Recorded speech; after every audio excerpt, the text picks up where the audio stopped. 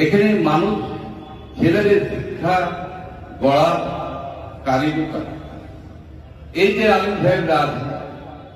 এবং এলাকার কমিউনিটি যারা লোক আছে সকলের উদ্দেশ্য থাকতে হবে যে ছোট থেকে এদেরকে শিক্ষা দিতে হবে। এরা শুধু এই মসজিদে যে নামাজ পড়াবে তা নয়,